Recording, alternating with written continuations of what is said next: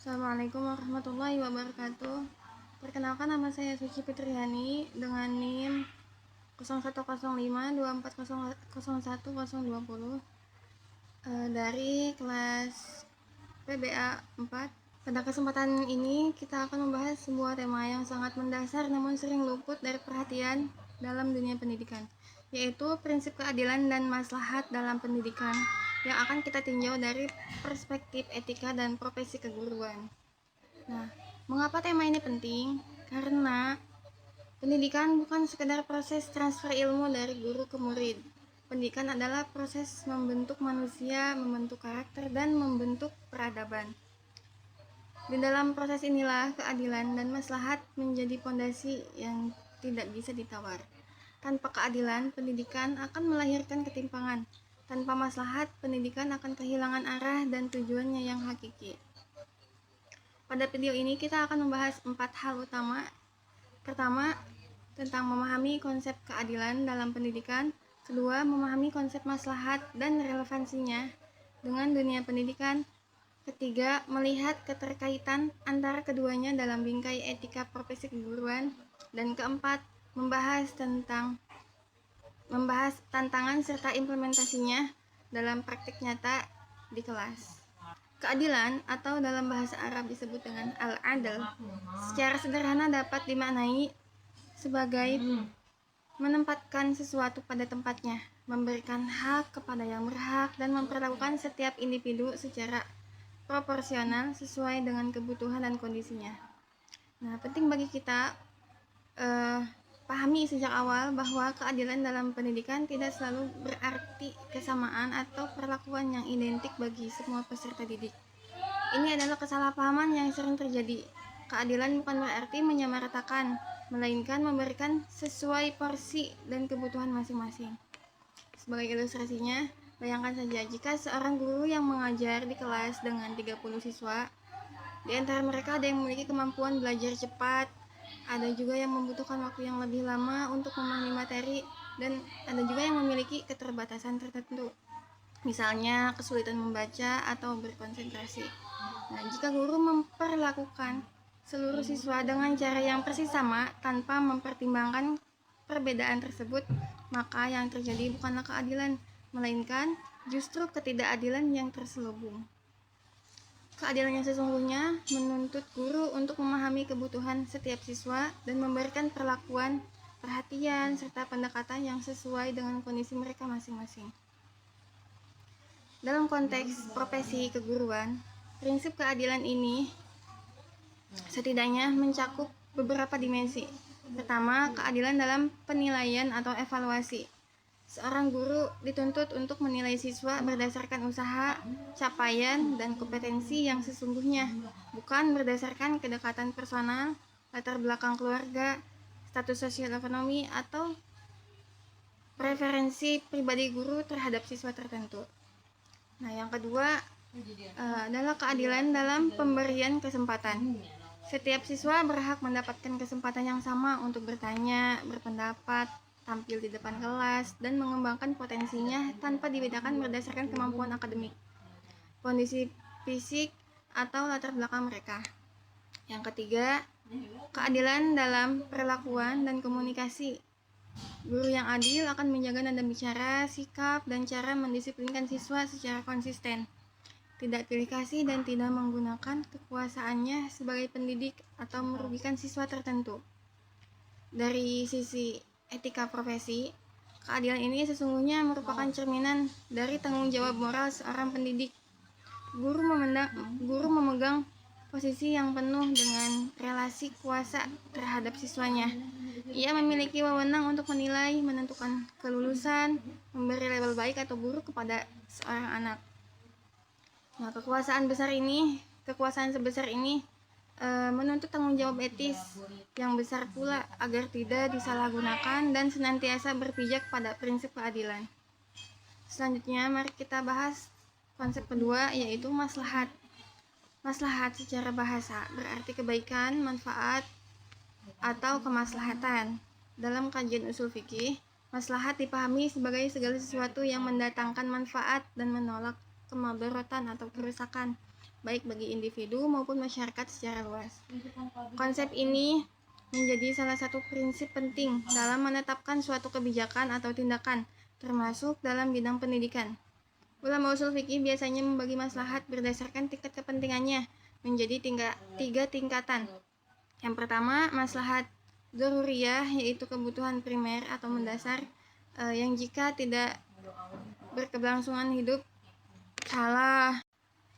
Pertama, maslahat daruriyah, yaitu kebutuhan primer atau mendasar yang jika tidak terpenuhi akan mengancam eksistensi dan keberlangsungan hidup manusia, seperti menjaga agama, jiwa, akal, keturunan, dan harta. Yang kedua, maslahat hijaiyah, yaitu kebutuhan sekunder yang jika tidak terpenuhi tidak sampai mengancam eksistensi namun menimbulkan kesulitan. Yang ketiga adalah maslahat tahsiniyah, yaitu kebutuhan pelengkap yang sifatnya menyempurnakan dan memperindah kehidupan. Jika kita hubungkan dengan dunia pendidikan, maka pendidikan itu sendiri sesungguhnya merupakan wujud nyata dari upaya menjaga maslahat daruriyah, khususnya dalam hal menjaga akal atau hifzul akal. Melalui pendidikan, akal manusia diasah, dikembangkan, dan diarahkan agar mampu berpikir jernih, membedakan yang benar dan yang salah, serta memberi kontribusi positif bagi kehidupan bersama. Namun, maslahat dalam pendidikan tidak berhenti pada tataran konsep besar semacam itu saja. Dalam praktik keseharian di kelas, seorang guru senantiasa dihadapkan pada pilihan-pilihan yang menuntutnya mempertimbangkan mana yang lebih membawa kebaikan atau maslahat baik bagi siswa secara individu maupun bagi kelas secara keseluruhan. Contohnya, ketika seorang guru menghadapi siswa yang melakukan pelanggaran, guru tersebut perlu mempertimbangkan bentuk sanksi atau pembinaan seperti apa yang paling membawa maslahat. Nah, apa hukuman yang keras akan mendatangkan efek jera yang justru merusak mental anak, ataukah pendekatan yang lebih mendidik dan membangun kesadaran akan lebih bermanfaat jangka panjang? Nah, disinilah pertimbangan maslahat menjadi kompas etis bagi guru dalam mengambil keputusan. Prinsip maslahat juga relevan ketika sekolah atau guru merancang kurikulum, metode pengajaran, atau kebijakan sekolah. Setiap kebijakan idealnya diukur dari sejauh mana ia mendatangkan manfaat bagi perkembangan siswa dan menghindarkan mereka dari kerugian atau kemudaratan, baik kerugian akademik, psikologis, maupun sosial. Setelah memahami kedua konsep tersebut secara terpisah, sekarang mari kita lihat bagaimana keadilan dan maslahat ini saling terkait dan menjadi satu kesatuan dalam etika profesi keguruan. Keadilan dan maslahat sesungguhnya adalah dua sisi mata uang yang saling melengkapi.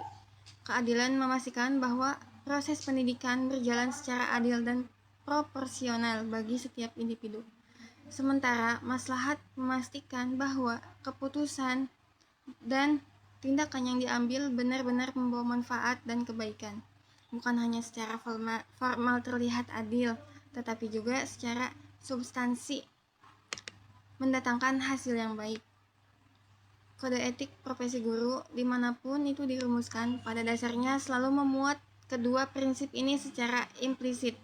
Guru dituntut untuk bersikap adil terhadap seluruh peserta didik tanpa membeda-bedakan. Sekaligus dituntut untuk senantiasa mengutamakan kepentingan dan kemaslahatan siswa di atas kepentingan pribadi.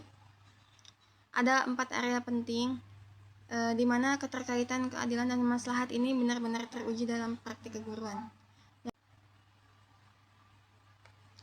Yang pertama adalah dalam pengambilan keputusan pedagogis.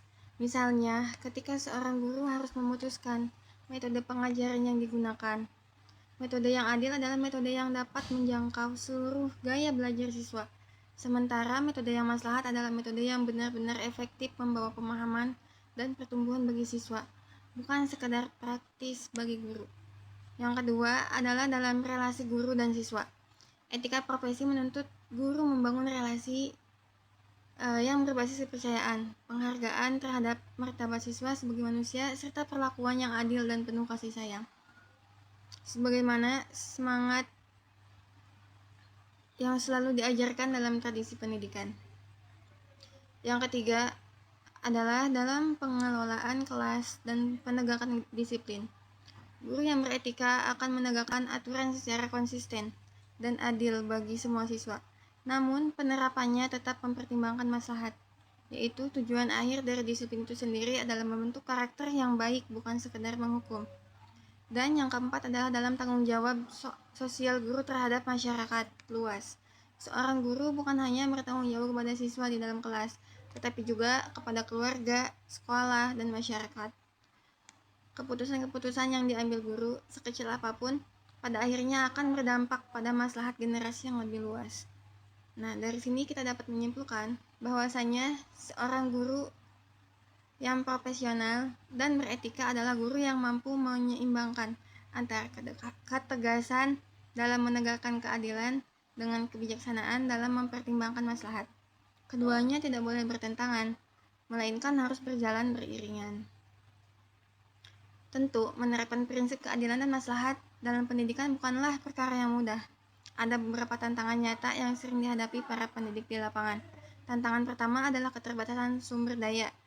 Ketika satu guru harus menangani 10 siswa dengan berbagai karakter dan kebutuhan berbeda, memberi perhatian yang benar-benar adil dan proporsional bagi setiap individu menjadi pekerjaan yang tidak ringan. Tantangan kedua adalah subjektivitas dan bias yang tidak disadari. Setiap guru adalah manusia biasa yang memiliki kecenderungan, preferensi, bahkan prasangka tertentu. Tanpa kesadaran dan refleksi diri yang terus-menerus, bias ini dapat memengaruhi penilaian dan perlakuan guru terhadap siswa tanpa disadari. Tantangan ketiga adalah tekanan sistem dan kebijakan yang kadang tidak sejalan dengan prinsip keadilan dan maslahat. Misalnya, tuntutan pencapaian target kurikulum yang kaku, sehingga guru sulit memberi ruang bagi siswa yang membutuhkan pendekatan berbeda. Nah, untuk menjawab tantangan tersebut, ada beberapa langkah implementasi yang dapat dilakukan. Pertama, guru harus nantiasa melakukan refleksi diri secara jujur, mengevaluasi apakah sikap dan keputusannya selama ini benar-benar adil dan membawa maslahat, atau justru dipengaruhi oleh faktor subjektif. Yang kedua, membangun komunikasi yang terbuka dengan siswa, sehingga guru dapat memahami keputusan dan kondisi masing-masing siswa secara lebih mendalam, yang menjadi dasar bagi perlakuan yang adil dan proporsional. Yang ketiga, senantiasa mengutamakan tujuan jangka panjang pendidikan, yaitu pembentukan karakter dan kemaslahatan siswa secara utuh, di atas pencapaian target-target formal yang bersifat sesaat. Keempat, harus meningkatkan kompetensi dan wawasan keilmuan, termasuk wawasan etika profesi, agar guru semakin matang dan dalam mengambil keputusan yang adil dan membawa kebaikan. Baik, sebelum kita akhiri, mari kita simpulkan bersama apa yang telah kita bahas. Pertama, keadilan dalam pendidikan berarti menempatkan setiap peserta didik sesuai dengan hak dan kebutuhannya, bukan menyamaratakan secara membabi buta. Yang kedua, maslahat dalam pendidikan berarti senantiasa mengutamakan kebaikan dan manfaat, serta menghindarkan kemadharatan, baik bagi individu siswa maupun masyarakat secara luas. Ketiga, keduanya saling terkait erat dan menjadi fondasi ketika etika profesi keguruan yang menuntut guru untuk bersikap tegas sekaligus bijaksana, adil sekaligus penuh pertimbangan kemaslahatan. Dan keempat, penerapan kedua prinsip ini di lapangan memang penuh tantangan, namun dapat diupayakan melalui refleksi diri, komunikasi yang baik, orientasi jangka panjang, serta peningkatan kompetensi guru secara berkelanjutan. Pada akhirnya, menjadi guru bukan hanya soal menyampaikan materi pelajaran.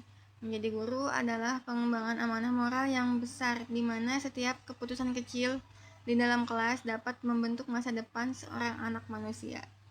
Oleh karena itu, prinsip keadilan dan maslahat bukanlah sekadar teori dalam buku etika profesi, melainkan harus menjadi nafas dan pijakan dalam setiap langkah seorang pendidik.